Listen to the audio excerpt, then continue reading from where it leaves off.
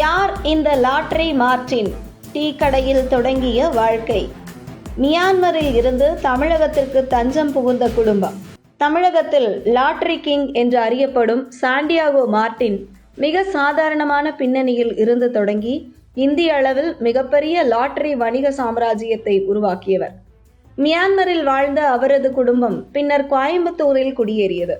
சிறு வயதிலேயே தேநீர் கடையில் லாட்டரி சீட்டுகள் விற்பனை செய்த மார்டின் படிப்படியாக தனது சொந்த விற்பனை வலையமைப்பை உருவாக்கினார்.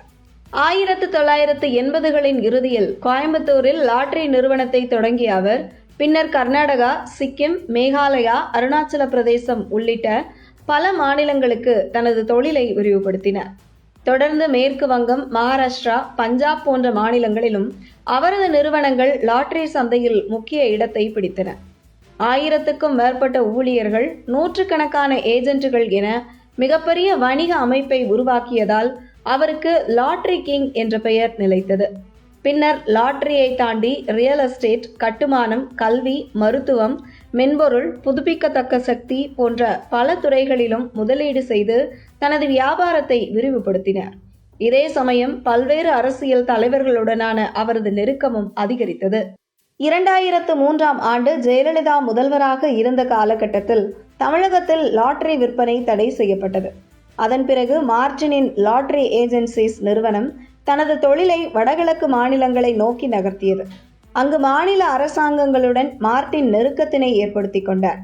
அதன் விளைவாக அரசாங்கத்தின் லாட்டரி ஸ்கீம்களையும் சேர்த்து மார்டின் நடத்த ஆரம்பித்தார். சிக்கிம் அரசின் பரிசுச்சீட்டு திட்டம் மார்டினுக்கு பெருமளவில் கை கொடுத்தது. சிக்கிம் லாட்டரி இந்தியாவின் பல மாநிலங்களுக்கும் பரவ ஆரம்பித்தது. மேற்கு வங்கம், பஞ்சாப், மகாராஷ்டிரா, மேகாலயா, அருணாச்சல பிரதேச மாநிலங்களிலும் மார்டினின் லாட்டரி கரங்கள் படர்ந்தன. 2011ஆம் ஆண்டு அப்போதைய முதல்வர் கருணாநிதி கதை வசனம் எழுதிய இளைஞன் திரைப்படத்தை மார்டின் நிறுவனம் தயாரித்தது சர்ச்சையை ஏற்படுத்தியது. அதே ஆண்டில் ஆட்சி மாற்றத்திற்கு பிறகு முதல்வராக ஜெயலலிதா அரியணை ஏறிய பின்பு நில அபகரிப்பு மற்றும் தடை செய்யப்பட்ட லாட்டரி விற்பனை உள்ளிட்ட பல வழக்குகளில் மார்டின் கைது செய்யப்பட்டார். குண்டர் சட்டத்திலும் அடைக்கப்பட்ட அவர் பின்னர் நீதிமன்றத்தின் மூலம் விடுதலை பெற்றார். இதற்கிடையில் அவரது மனைவி லீமா ரோஸும் பல்வேறு வழக்குகளில் சிக்கினார். மார்டினின் நிறுவனங்கள் மீது வருமான வரித்துறை, அமலாக்கத்துறை, சிபிஐ உள்ளிட்ட மத்திய அமைப்புகள் பலமுறை சோதனைகள் நடத்தின.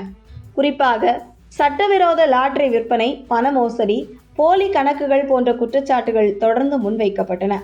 2023ஆம் ஆண்டு சிக்கிம் அரசுக்கு பல கோடி ரூபாய் இழப்பு ஏற்படுத்தியதாக கூறப்பட்ட வழக்கில் மார்டினுடன் தொடர்புடைய நிறுவனங்களின் நூற்றுக்கணக்கான கோடி மதிப்பிலான சொத்துக்களை அமலாக்கத்துறை முடக்கியது. பல சர்ச்சைகள், சோதனைகள், வழக்குகள் ஆகியவற்றை கடந்து வந்தாலும் இந்திய லாட்டரி உலகில் மிக அதிகமாக பேசப்படும் பெயர்களில் ஒன்றாக சாண்டியாகோ மார்டின் தொடர்ந்து இருந்து வருகிறார்.